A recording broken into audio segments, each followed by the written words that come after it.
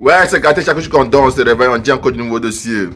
Le président Tiani, quand il n'y a pas du président Tiani, il n'y a pas du président du Niger, envoie un message fort au président de la Côte d'Ivoire, il n'y a pas d'Alassane Ouattara. Donc les gars, sans plus tarder, vous laissez regarder la vidéo par vous-même. Veuillez liker, commenter, surtout partager la vidéo maximum comme d'habitude. On ensemble, ciao. À payer les astreintes de 1 million de francs CFA par jour, nous avions retiré et nous avons fait ce que nous savons faire le plus. Nous avons remplacé ces véhicules par ce qu'on appelle des ESCO, donc que nous avons remplis avec des matériaux et que nous avons utilisés pour reconstituer ce mur défensif protecteur pour nos troupes. 2 jours après, Tigri a fait ce qu'il a fait et ils se sont répandus pour dire, jusqu'à aujourd'hui, dès qu'il y a une audience, c'est le Niger qui a tenté de renverser Patrice Talon. Tout simplement pour avoir la sympathie de l'Occident. Mais quand vous mentez là, ceux à qui vous mentez, peut-être par politesse, vous écoutent. Mais sachez que Allah existe. Et même s'ils ne croient pas en Allah, ils croient au vaudou. Le Dieu du vaudou là existe. Nous savons que nous ne connaissons même pas comment il s'appelle Pascal Tigri, même des noms avant le 7 décembre. Nous ne le connaissons pas de nom. Dieu nous est témoin.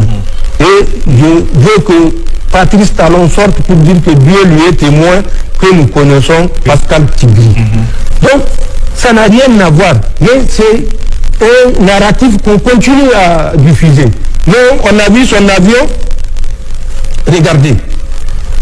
L'action s'est passée à Cotonou. Et il paraît, Pascal Tigri, il était même de la garde, je crois, présidentielle, ou de la garde républicaine. En tout cas, il fait partie des forces spéciales.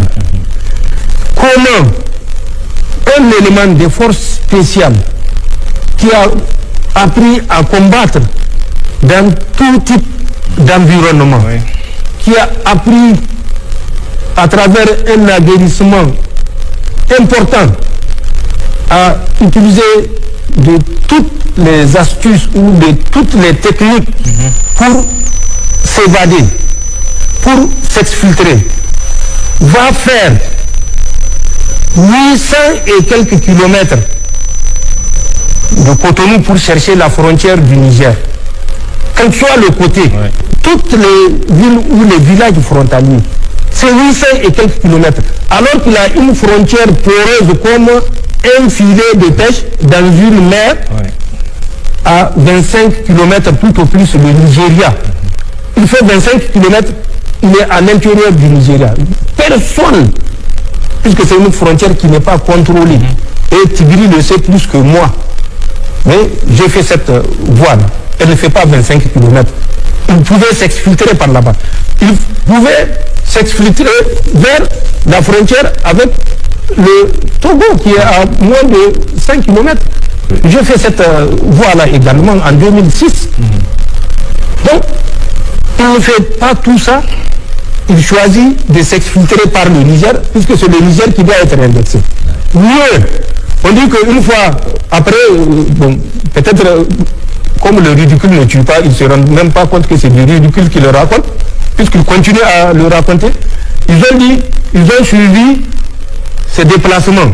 Je ne sais pas comment il a fait pour arriver jusqu'au Togo. Et qu'à partir du Togo, un opérateur économique burkinabé a envoyé un avion pour l'amener à Niamey. Et à Niamey même, il est dans la zone ministérielle à côté du Premier ministre. Vous savez où loge le Premier ministre. Est-ce que le Premier ministre loge dans la zone ministérielle? Donc, c'est pour vous dire ces aberrations. Et ce sont ces aberrations qui sont en train de répéter à tous les visiteurs. Ils organisent même des visites guidées. Mais que Patrice Talon sache que nous avons pris notre destin en main. Qu'ils disent que notre territoire est un boulevard pour les terroristes, nous avons 1 267 000 km². Le Bénin, c'est la plus petite région, c'est Dosso. 114 000 km². C'est Dosso. Nous arrivons à sécuriser, malgré tout, malgré les défis, malgré les complicités, notre territoire de 1 267 000 km². En quoi nous pouvons être jaloux de l'incapacité du Bénin à contrôler 114 000 km². Tout le nord est entre les mains des terroristes. Quelle est notre bassesse pour être jaloux d'un système pareil? Il ne serait à rien de verser toujours des mensonges aux citoyens. Le mensonge a beau courir, la vérité finira par le rattraper. Nous n'avons rien contre le Bénin. Je l'ai dit, je connais l'histoire. Même lui, le prince Condé dont il se réclame, le plus proche Condé de lui que de Patrice Talon. Il n'a qu'à aller se renseigner. C'est Béhanzin, le prince Condé là, c'est lui, le Béhanzin, le dernier qui est mort en Algérie. Du fait de qui? De la même France. Oui. Déporté avec sa famille. Je dis une dernière fois à Patrice Talon, nous savons le degré d'implication, de complicité qu'il a pour nous déstabiliser. Mais ce faisant, il ne fera du mal qu'à son propre peuple.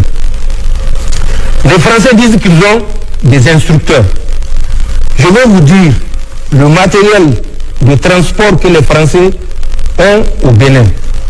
Ils ont 13 avions de transport stratégique, de transport tactique, de reconnaissance, de guerre électronique, de poste de commandement.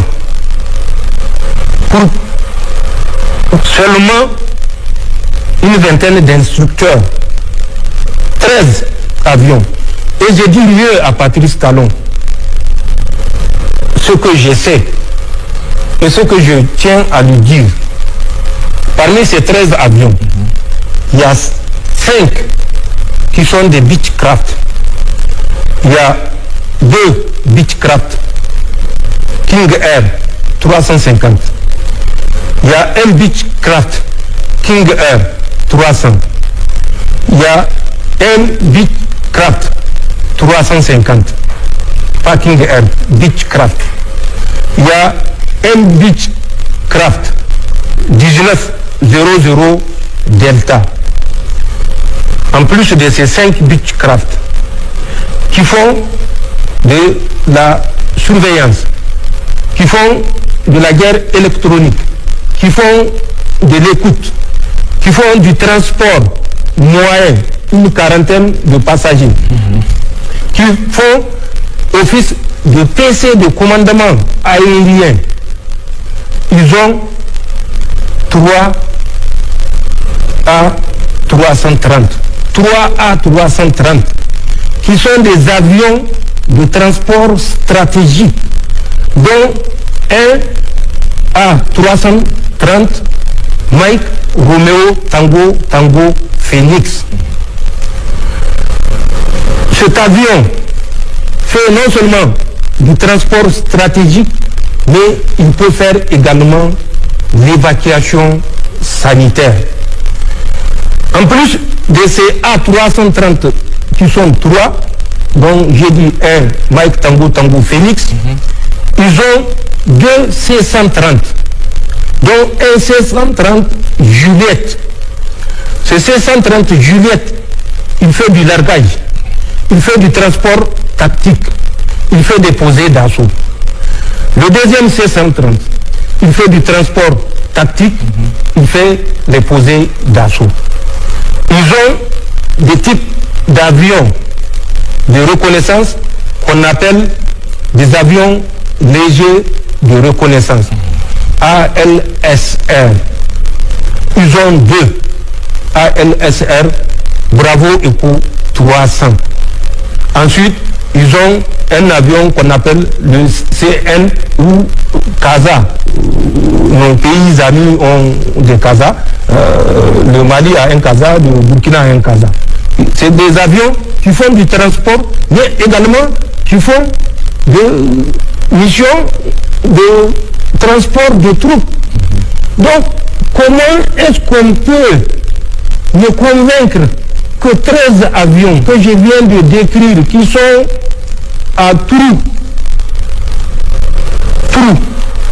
ils ne sont pas parqués en permanence, ils font des va-et-vient, ils font du transport à Trou, un aéroport qui est aux coordonnées 10 degrés, 18 minutes, 07 secondes, nord et 1 degré, 56 minutes, 36 secondes est.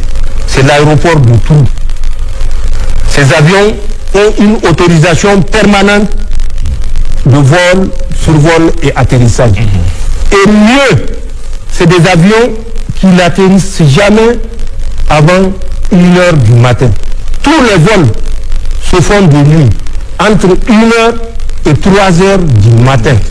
Qu'on me dise que c'est pour aider le Bénin à former. Non, nous ne sommes pas naïfs. Nous savons ce que nous savons.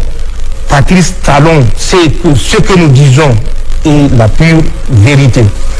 Je rappelle à Patrice Talon, le 27 janvier 2026, il a reçu un individu qui était revenu de France il y a à peine une semaine.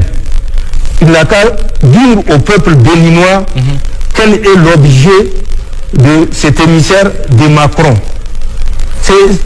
C'est pas un Français, c'est pas un Béninois. Mais moi je sais qui c'est, et lui, Patrice Talon, c'est qui c'est. C'est le mardi 27 janvier là, 2026. Le gars a à peine une semaine de retour de France, il l'a reçu. Il n'a qu'à dire au peuple béninois de quoi ils ont parlé. Il n'a qu'à dire encore, c'est parce que je suis jaloux des audiences qu'il accorde. Patrice Talon, mais on a appris à le connaître. Patrice Talon a fait son bilan, vous avez suivi, alors qu'il est à 6 mois de la fin de son mandat. Mais il n'a pas annoncé une chose aux Béninois. Je lui mets au défi de révéler les numéros que je vais donner ou les chiffres que je vais donner. Un AK, un P, AK, un H, P, 2 H, P. Le ratio 76,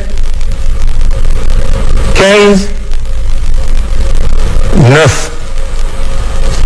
Périmètre 551 km². Date de la première mise en œuvre. J'ai dit mise en œuvre pour lui laisser le choix de savoir de quoi je parle.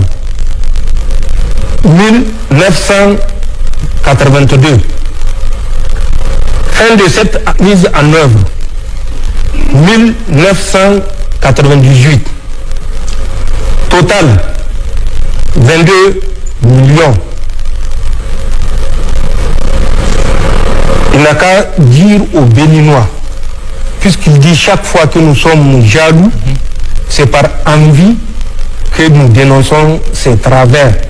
Il n'a qu'à expliquer aux Béninois les chiffres que je viens de communiquer. Pour la Côte d'Ivoire, je ne m'attarderai pas. La Côte d'Ivoire. Au moment où personnellement j'étais en Côte d'Ivoire, beaucoup d'Ivoiriens avaient fui la Côte d'Ivoire. J'étais en Côte d'Ivoire avec la mission de la CEDEAO, la MICESI. J'étais en Côte d'Ivoire avec la mission des Nations Unies le 4 avril 2004. Je suis le premier commandant de bataillon nigérien qui a conduit des troupes nigériennes Quand j'étais là-bas, dans le cadre de la MICESI de la CEDEAO, le PC était à Zimbabwe. C'est à côté de Yamoussoukro, à quelques kilomètres de Yamoussoukro. Quand j'étais passé aux Nations Unies, j'avais mon bataillon qui est déployé dans le centre. J'avais mon PC à Pricro. J'avais des éléments à Famion-Cro. J'avais des éléments à Adiapicro, voisins de Bonguera. Ils savent ce que c'est Bonguera. J'avais mon PC à Pricro dans un premier temps. Ensuite, à Daoukro dans un deuxième temps. Ce sont mes éléments avec une section du Ghana qui avait intervenu quand il y avait eu le massacre suite à une embuscade à Korogo, dans la région de Korogo. Je me rappelle, ça doit être en juin ou juillet 2004. J'ai effectué des missions sur le territoire ivoirien pour la paix en Côte d'Ivoire parce que nous étions convaincus d'un idéal. J'ai traversé des cours d'eau que je suis sûr 80% des Ivoiriens n'ont pas traversé. Le Nzi, le Komoé, le Bandama. Nous étions au lac Kossou, non loin également de Yamoussoukro. J'ai parcouru de Daoukro. J'étais jusqu'à Man. De Man, j'étais jusqu'à Odjeni. Je suis revenu par Man pour remonter sur Danani, traverser la frontière avec un pays que je ne citerai pas, mais qu'ils savent, à partir de Danani, dès que vous sortez, il y a un pont. J'ai traversé dans le cadre de la mission. Au retour, j'avais pris la côtière par tout le pleu pour revenir à Dalawa, puisque j'avais passé à Dalawa. De Dalawa, j'ai fait Vavois, j'ai fait Séguéla, je suis revenu, j'ai fait Dalawa, ici à Mama, chez le président Gbagbo, pour ressortir vers Toumoudi, même pas à Yamoussoukro, puisque à Yamoussoukro, c'est en allant que j'ai passé à Yamoussoukro. J'ai fait Daoukro jusqu'à la frontière de Bondoukou, à la frontière du Ghana. J'ai fait de Daoukro jusqu'à Abidjan, où certains qui crient aujourd'hui étaient incapables de mettre pied à Abidjan au moment où on était à Abidjan. Ou au moment où c'était les forces françaises qui pillaient la Côte d'Ivoire. Les soldats français ont pillé la banque centrale de Korogo, de Bouaké et toutes les grandes villes où il y avait des dépôts. Ils transportaient par millions, par dizaines de millions, centaines de millions de francs CFA. La seule chance, c'est qu'ils ne pouvaient pas aller en France avec les CFA puisque personne ne va leur échanger. Ils étaient obligés de dépenser ça sur place en Côte d'Ivoire. Ce n'est pas des Nigériens qui ont pillé, c'est des Français aujourd'hui, leurs amis avec lesquels ils s'acoquinent. Et c'est moi qui ai fait ce sacrifice-là, parce qu'il y a un idéal auquel on croyait. Les Nigériens ont sécurisé Ouattara à l'hôtel Golf. Toutes les forces refusaient. Le Niger avait un détachement spécial qui était à la Rivera, qui protégeait toutes les autorités. Nous le faisons de façon impartiale. Si ce n'est pas moi, c'est ceux qui m'ont relevé. Puisque c'était un séjour, nous avions fait un séjour de 8 mois. Contrairement à la pratique où c'était des séjours de 6 mois. C'est des Nigériens qui l'ont sécurisé. Et moi, voilà ce que j'ai fait. Mais je sais ce que lui, il est en train de faire présentement pour nuire au Niger. Je vais lui rappeler des dates. du 6 au 7 et 8 août 2024 à l'hôtel Golf. 6, 7, 8 août 2024 à l'hôtel Golf. Du 8 à une ville qu'on appelle Jacquesville, je crois, qui est non loin d'Abidjan. Du 28 au octobre au 27 novembre au 43e Bima. Je donne des dates. Il vérifie ce qui s'est passé pendant ces périodes que je suis en train de citer. Juillet 2025 à Korogo, 4e région. Mai, juin, jusqu'à la date d'aujourd'hui, au camp, l'ancien camp du 3e bataillon de Bouaki. Il vérifie ce qui s'est passé et ce qui se passe. Ensuite, à Sokura, la même période, qui est une ville non loin de Bouaki, qu'il vérifie ce qui se passe. Moi, je sais ce qui se passe. À Congo, à la frontière avec le Burkina, qu'il vérifie ce qui se passe. Moi, je sais ce qui se passe et lui, il sait ce qui se passe. Le mois de décembre, fin décembre 2025, les multiples rencontres qui ont eu lieu avec des dates, j'ai les dates. Lui-même, il a participé. Qu'il réponde en âme et conscience à toutes ces dates-là et quel était l'objectif de toutes les rencontres. Le 16, le 17, le 18, le 19 juillet, à l'hôtel des Armées, dans le plateau, à Abidjan, avec une rencontre spéciale entre 3 pays,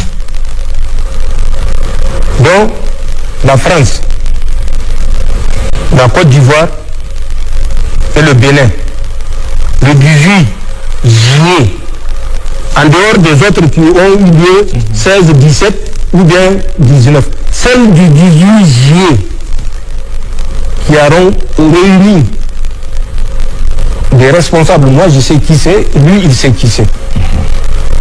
Qu'ils sortent pour dire aux Ivoiriens ce qui s'est passé. Nous avons mieux que ça et nous avons plus que ça. Nous avons le dernier financement, mais nous le gardons pour l'histoire, parce qu'il ne sert à rien que les gens pensent que c'est les preuves qui vont pousser ces gens-là à abandonner ce qu'ils sont en train de faire. Qui n'a pas vu le Mali? Depuis le temps de Choguel Maïga qui a été abandonné en plein vol aux Nations Unies, qui était parti avec des preuves, à Abdoulaye Maïga, le général, actuellement Premier ministre, qui a répété 3 fois, plusieurs fois, pour qu'on leur permette de présenter les preuves. Dites-moi qui s'est toujours opposé. N'est-ce pas la France qui a mis son droit de veto? C'est la France qui a mis son droit de veto.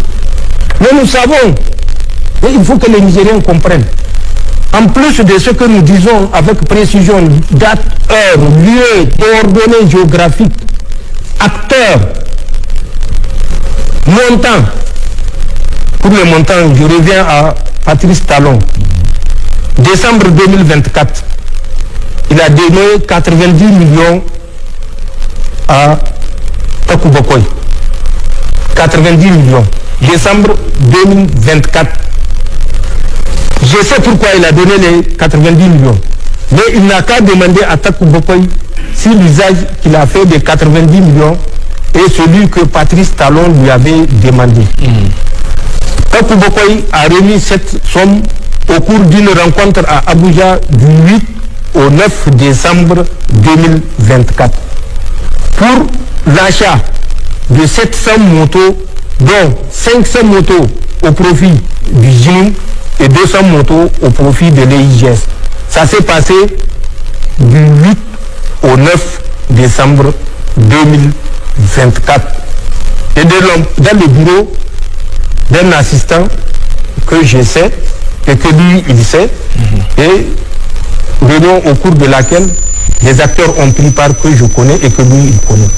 Mais l'objectif pour lequel je rafraîchis la mémoire à Patrice Talon, pour lequel il avait donné les 90 millions, c'était dans un montant plus global de 300 millions.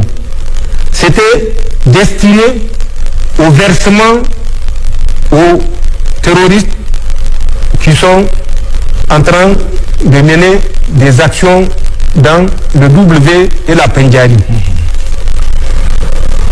Takou Bokoy a détourné cet argent-là parce qu'il l'a versé comme participation pour l'acquisition de 700 motos. Si vous avez remarqué, le 31 décembre 2024, le contrat qui liait Patrice Talon aux terroristes, pour lequel il versait cet argent, est arrivé à terme. Le 8 janvier, au moment où même le chef d'état-major était en déplacement au Tchad, le chef d'état-major béninois, il y a eu une attaque qui a fait une dizaine de morts.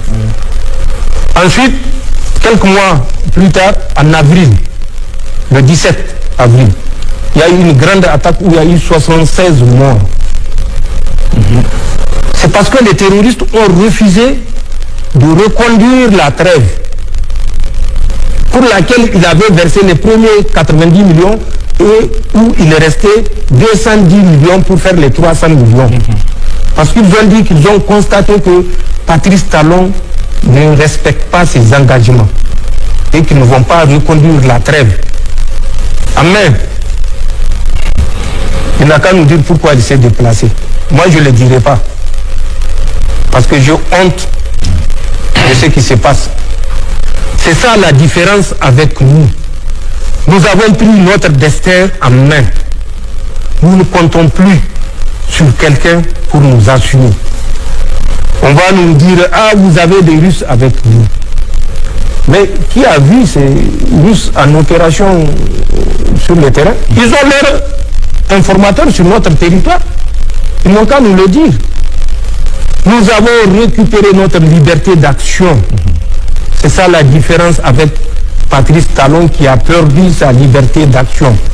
Aujourd'hui, l'armée du Bénin ne peut pas être présente dans le nord Bénin. Et de quoi on peut être jaloux? On ne sera jamais jaloux d'un pays frère. On ne sera jamais jaloux de nos frères.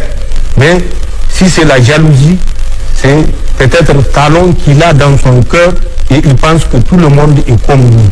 Lui qui pensait pouvoir nous asphyxier s'est retrouvé avec une noix de coco dans la gorge. Il n'a qu'à se débrouiller avec. Il n'a qu'à répondre aux questions que j'ai posées. Alassane Ouattara, j'ai donné des indications.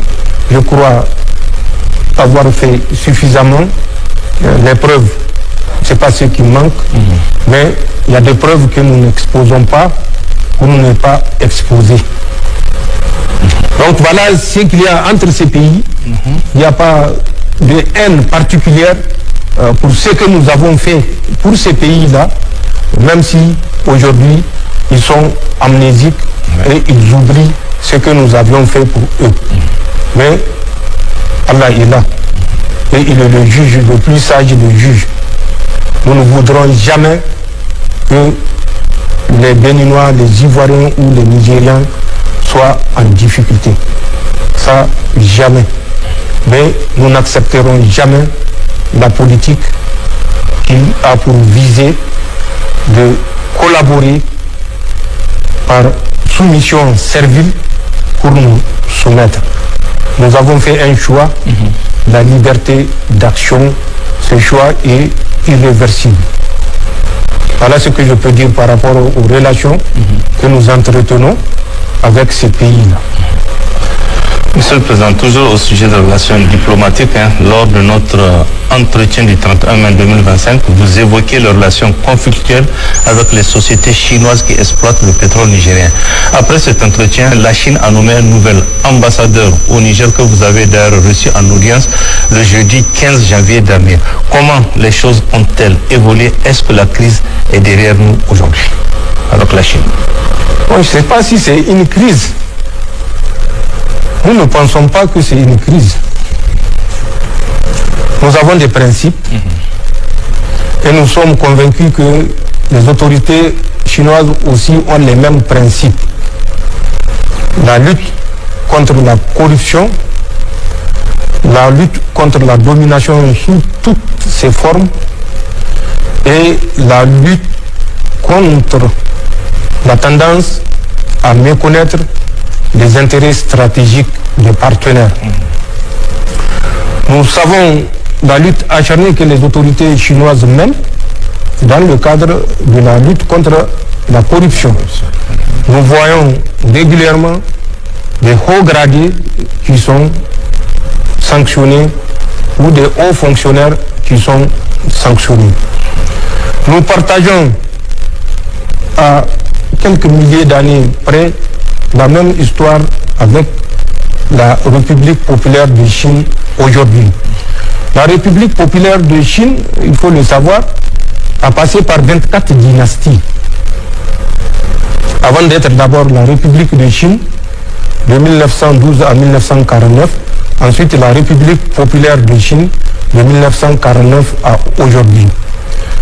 2100 avant Jésus-Christ, la première dynastie de Xia, de 2100 à 1600 avant Jésus-Christ.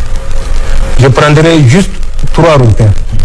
Ensuite, la dynastie des Xian, de 1570 à 1045. C'était l'âge de l'écriture ou des caractères chinois qui sont actuellement en cours. Ensuite, nous avons la dynastie printemps-automne. C'est la dynastie de Confucius et de Sun Tzu. Confucius, qui a été un grand idéologue, et la religion tire son essence de son idéologie. Ensuite, Sun Tzu, qui a été un grand chef militaire, où tous les chefs militaires de l'Occident s'inspirent des règles de conduite de Sun Tzu. Donc cette dynastie printemps-automne a duré de 722 à 476. Et enfin la dynastie des Qin, qui était la dernière avant la République de Chine, donc en 1912, et la République populaire de Chine. La Chine a connu les affres de la domination, comme le Niger. Donc nous savons que c'est des valeurs que nous partageons, des valeurs de nous libérer, des valeurs de ne plus jamais nous laisser soumettre. Ils sont parvenus à travers beaucoup d'efforts, beaucoup de souffrances, beaucoup d'investissements et beaucoup de sacrifices. Et c'est ce que nous avons choisi de faire à partir du 26 juillet 2023. Nous savons que les autorités chinoises sont conscientes de notre volonté de développer notre pays. Nous avions trouvé une grille de partage qui est totalement défavorable au Niger. Nous avions demandé qu'on revoie les choses pour ne pas aller dans les mêmes travers que l'uranium du Niger. Ça a créé des incompréhensions, mais aucune coexistence ne peut être un long fleuve tranquille. Nous nous évertions à résoudre ces incompréhensions Et nous sommes convaincus que nous parviendrons à une solution, puisque comme vous l'avez rappelé, j'ai reçu l'ambassadeur et j'ai chargé l'ambassadeur d'une mission, celle de tout faire pour que nous trouvions une solution définitive à ces tensions qui nous préoccupent. Nous avions de notre côté mis en place un comité qui a prêté serment et comité qui est chargé des négociations dans tous les domaines. Nous sommes ouverts au partenariat, mais un partenariat gagnant-gagnant. Un partenariat qui ne méconnaît pas les intérêts du Niger. Et je crois que avec les bonnes dispositions de l'un et de l'autre, nous pourrons rapidement aboutir à des solutions, bien sûr, non pas favorables seulement au Niger, mais favorables et au Niger et aux partenaires de CNPC ou WAPCO. Voilà ce que je peux dire pour ne pas m'étaler sur cette question. Monsieur le Président, relativement à la Confédération AES, le Collège des chefs d'État a tenu son deuxième sommet à Bamako les 22 et 23 décembre dernier. Nous avons suivi avec intérêt le bilan des quelques 15 mois de la Confédération. Il en ressort incontestablement des réussites exceptionnelles, l'opéralisation de la force unifiée, la banque d'investissement, les organes de presse. Cependant, les peuples s'attendaient à d'autres décisions encore plus fortes et qui vont marquer définitivement la rupture avec le système néocolonial français et l'amorce véritable du processus de développement économique de la Confédération. Monsieur le Président, la Confédération AES a-t-elle peur de franchir certaines lignes rouges comme la monnaie par exemple? J'ai déjà posé cette question, suppose une méconnaissance totale de la détermination de la Confédération. La Confédération n'a peur de personne ni de rien. Si nous avons réussi ce que nous avons réussi jusqu'ici, malgré les défis, c'est parce que nous sommes déterminés. Et c'est parce que le mot peur, on ne le connaît pas, il ne fait pas partie de notre langage.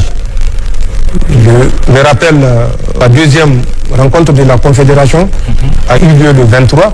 Est-ce que vous avez entendu une seule fois le mot peur? La Confédération n'a peur de personne et n'a peur de rien.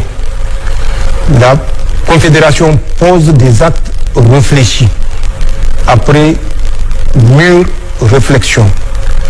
Et toute décision qui mérite d'être prise, la Confédération la prendra. Je crois que nous avons réussi suffisamment d'actes pour que le mot peur ne soit plus un vocabulaire à utiliser au sein de la Confédération. Je préfère m'en tenir à ça, parce que le fait même de répondre au mot peur me rabaisse. Sous la présidence de Bamako, on a appris l'ouverture des négociations avec la CEDEAO. Plusieurs mois après, les citoyens veulent toujours savoir où en sommes-nous avec ces négociations avec la CEDEAO.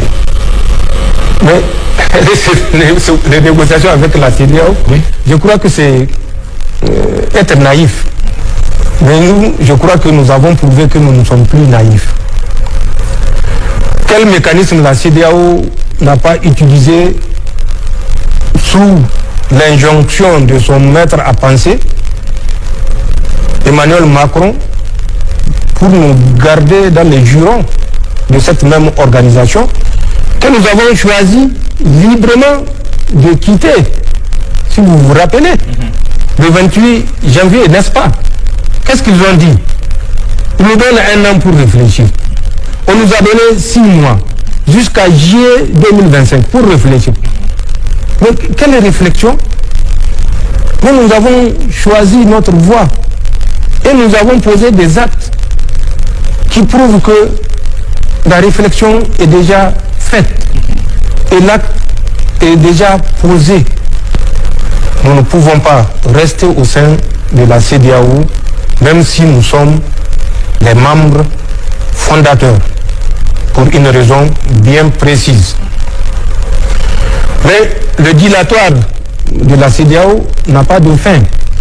Et c'est dans ce dilatoire-là que nous sommes.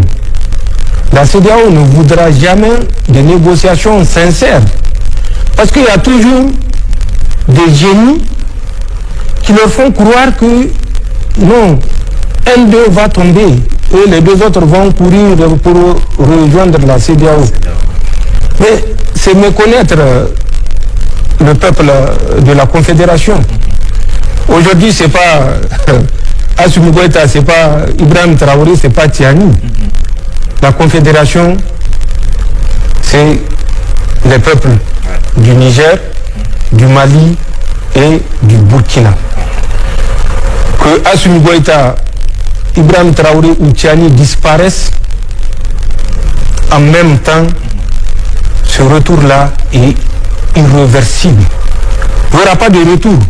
Il faut que les gens comprennent et engagent des négociations sincères pour que, si nous devons continuer à coopérer avec les deux formats, la Confédération des États du Sahel ou peut-être la Fédération dans quelques années à venir et la CEDEAO, on continue à collaborer, à coexister en tant que peuple du même espace ouest africain, mais dans des organisations différentes parce que nos intérêts ne sont plus préservés par la CEDEAO. Il faut que les gens le comprennent et qu'ils évitent de faire du dilatoire et de croire à ce que d'autres leur rapportent comme quoi nous allons tomber et que nous allons, après notre chute, le peuple va ramener nos trois pays dans les rangs de la CEDEAO. Ça ne deviendra pas, Inch'Allah. Monsieur le Président, pour clore ce chapitre, au mois de décembre dernier, les États-Unis d'Amérique ont orchestré des frappes aériennes au Nigeria au motif de lutter contre le terrorisme et de protéger les chrétiens. Et quelques heures après, des journalistes à l'assaut de l'impérialisme français ont fait cas d'une attaque terroriste contre un couple chrétien du Niger dans la région de Dosso. Ces événements distincts ont inquiété certains citoyens de la Confédération AES qui se demandent si les mêmes frappes américaines ne pourraient pas arriver dans leur pays respectif, à savoir le Burkina Faso, le Mali et le Niger. Ces inquiétudes sont-elles fondées, Monsieur le Président? Bon, pour d'abord répondre à la première partie, nous ne nous ingérons pas dans les décisions de défense ou de sécurité d'un pays ou d'un pays avec un partenaire. Tant que ces décisions n'ont pas en arrière-mandat la volonté de nuire au Niger. Et si c'est le cas, nous le découvrirons et nous l'annoncerons aux Nigériens. Donc, les relations militaires ou de défense du Nigeria avec quelques autres pays sont du ressort des autorités du Nigeria. Je n'ai rien à dire. Si je ne peux aider le Nigeria à protéger ses populations, je ne dirai rien qui puisse nuire à des relations qui peuvent peut-être l'aider à circonscrire cette situation dans laquelle végètent toutes les populations du nord Nigeria, tous les États du nord Nigeria. Pour ce qui concerne des motifs de l'intervention ou des frappes, nous les avons entendus comme quoi c'est pour protéger les chrétiens. Là également, nous n'interférons pas. Nous savons que nous formons une communauté avec les chrétiens du Niger. Nous ne connaissons pas ces agissements, même si les mercenaires, justement de ces puissances occidentales, ordonnent souvent à ces mercenaires de massacrer des populations innocentes. Le journaliste qui l'a dit ne mérite pas que je prononce son nom, mais je sais une chose, qu'il était à un certain moment au Mali.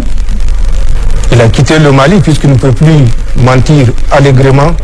il est parti s'installer au Sénégal. Et c'est à partir du Sénégal qu'il court tout ce tissu de mensonges. Nous ne nions pas que le Niger a connu beaucoup d'épreuves. Beaucoup de Nigériens martyrs ont été enregistrés. Mais nous ne méconnaissons pas également que cette situation n'est pas propre au Niger. À titre indicatif,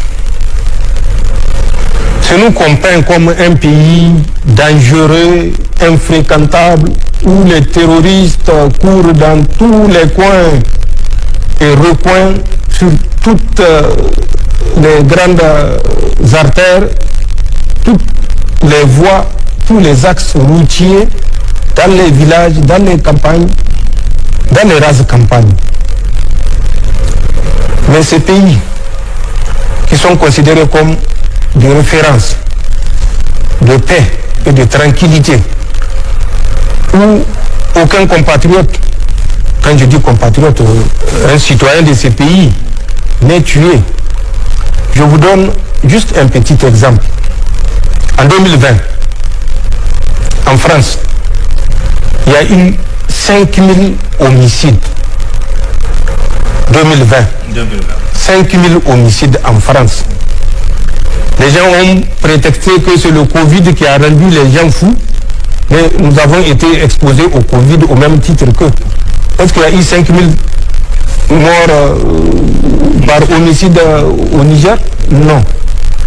Aux États-Unis, d'où vous venez de tirer votre question, en 2020, il y a eu 21 500 morts par homicide. Allez-y, cherchez dans le journal, le New York Times, du 28 septembre 2021, vous verrez ce que j'ai dit. Et depuis la création de l'organisme chargé de l'observation, du recensement des homicides en 1960, il n'y a jamais eu une année où il y a eu moins de 15 000 morts par homicide. Donc, chaque pays a ses problèmes, mais rappelez-vous, je l'ai dit ici, l'Élysée, le Quai d'Orsay avait juré notre perte. Ils ont mis des structures en place. Le commandement pour l'Afrique, pour la composante militaire, et la cellule des informations, je dirais, au Sahel de l'Élysée. La cellule Sahel de l'Élysée. Cette cellule, la deuxième, n'a pour autre objectif, je l'ai dit, que de faire la guerre informationnelle. Ils ont prévu des recrutements en masse à travers deux événements. Le premier événement devait avoir lieu en 2025 au Bénin. C'est un événement culturel. Je ne sais pas s'il a eu lieu ou il n'a pas eu lieu. C'est au cours de cet événement qu'ils devaient recruter des Africains apatrides, cupides, qui ne comprennent pas ce que c'est la lutte de la libération, pour s'attaquer à leur propre pays. Ensuite, 2026, c'est prévu. Je ne sais pas si ça tient ou ça ne tient pas, la francophonie au Kenya. Ils vont profiter également de cette rencontre pour recruter les apatrides africains. C'était les deux plans. Ensuite, en septembre 2025, vous avez vu l'appel d'offres international, mais particulièrement orienté vers les pays africains pour recruter des influenceurs.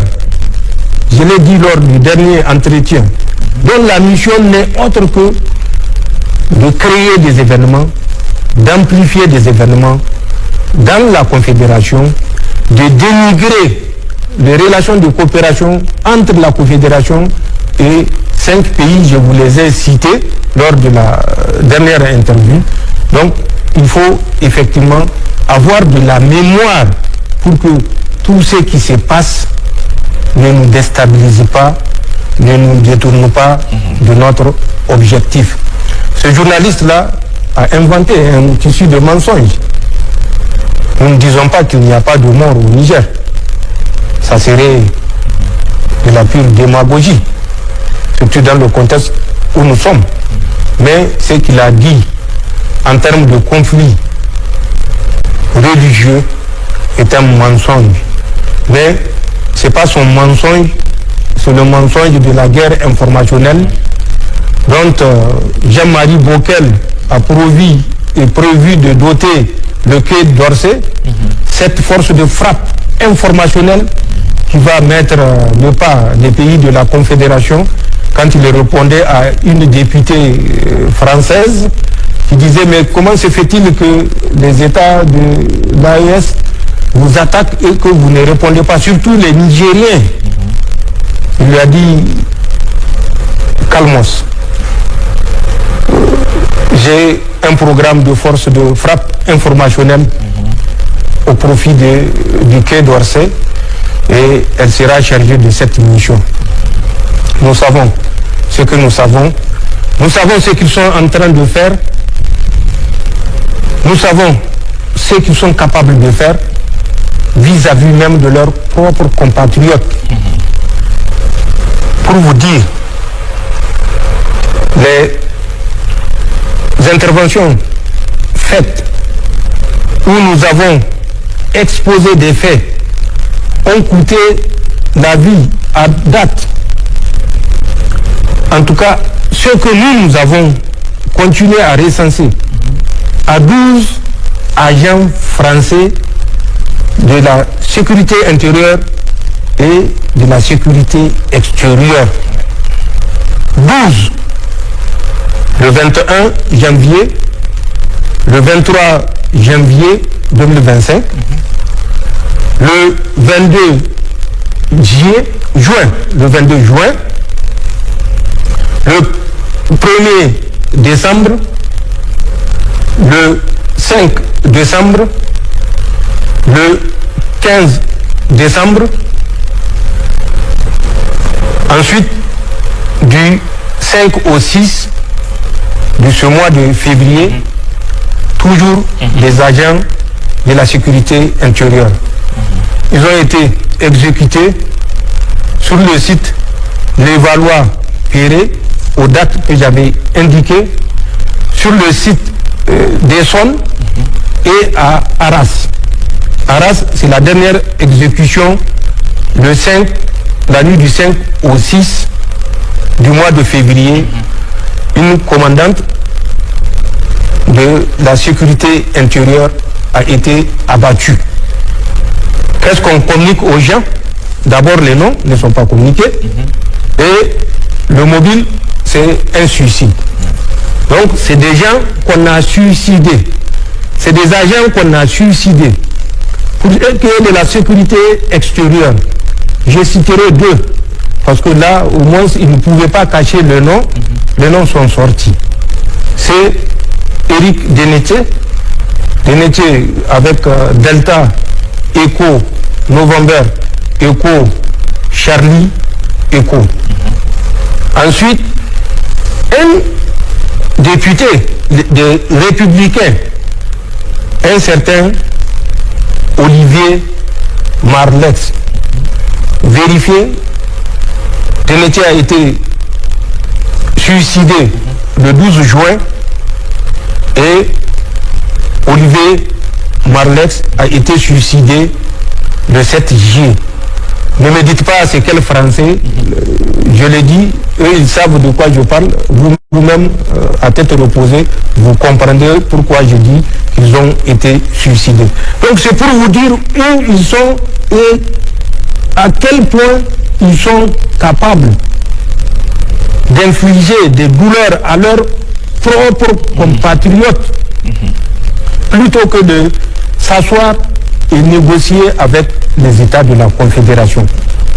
Ceci est assez instructif pour les Nigériens qui sont encore naïfs pour se dire que la mobilisation générale a tout son sens. La bascule d'un état de paix vers un état de guerre se prépare. Et c'est ce que nous faisons. Et c'est ce que nous invitons les Nigériens à faire. Monsieur le Président, on voit les infrastructures routières en chantier, les voiries urbaines, les façades des administrations publiques qui s'embellissent, l'accessibilité des produits alimentaires, même en cette veille du mois béni de Ramadan, malgré une saison de pluie qui n'a pas totalement répondu à nos attentes, les unités industrielles qui poussent surtout dans le secteur privé. Il s'agit de réalisations importantes saluées par les Nigériens et qui permettent de présager de bonnes perspectives. Mais au-delà et de ce que l'œil du citoyen peut voir, quelles sont les perspectives à court moyen terme pour le Niger sur le plan économique, social, notamment en ce qui concerne la création de richesses, l'emploi, la formation et la protection sociale? Je crois avoir répondu à cette question, si ce n'est intégralement, en partie. Je vous ai brossé la situation économique de notre pays avec ses perspectives. Tout ce que nous faisons et tout ce que nous aurons à faire sera essentiellement pour le bien-être de nos compatriotes. Je l'ai dit, un franc collecté sera investi pour le bien-être des Nigériens. Je l'ai dit, les perspectives, en plus de la situation actuelle, passée, également sont encourageantes. Et je crois que les réalisations ou les préoccupations de certains par rapport à l'avenir, mais ce que j'ai dit, je l'ai dit avec des chiffres qui sont vérifiables.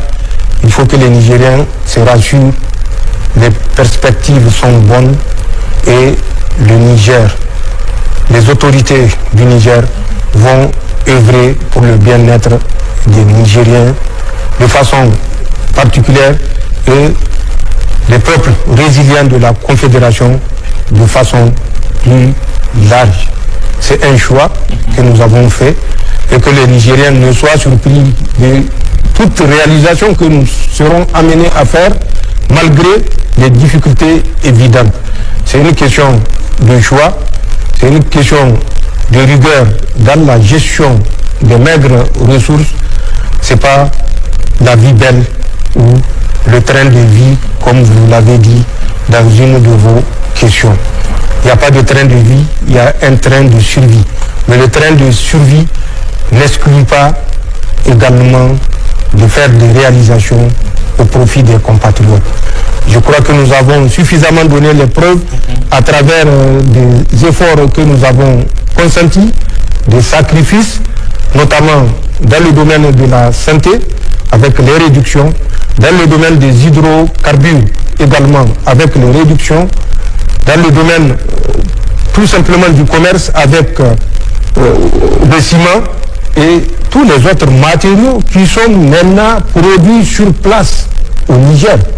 Si vous voulez construire, vous avez la tonne de ciment au maximum à 60 000 et vous avez le fer à béton, vous avez le fil de fer recuit, vous avez la tonne, vous avez les tubes carrés, vous avez les IPN. Je crois que vous avez tout pour construire. Et c'est l'objectif. Créer les conditions, un environnement favorable au redécollage du Niger pour que nous soyons à notre tour, comme certains pays, mais pas tous quand même, parce que nous voyons d'autres qui sont en train de plonger. Ce n'est pas l'objectif. Donc, les perspectives sont bonnes et ce qui sera fait pour le bien-être des Nigériens sera fait, Inch'Allah. Au terme de cet entretien, M. le Président, quel sera votre message à l'endroit des Nigériens et de tous nos concitoyens de la Confédération AES? D'abord, c'est un message de gratitude pour leur sacrifice. Parce que si nous avons tenu, c'est grâce à Allah subhanahu wa ta'ala, mais c'est grâce à la résilience des peuples du Sahel, nigériens, des Maliens et des Burkinabés. Et je crois qu'il y a eu suffisamment d'événements illustratifs. Nous remercions l'ensemble de nos compatriotes pour les sacrifices consentis.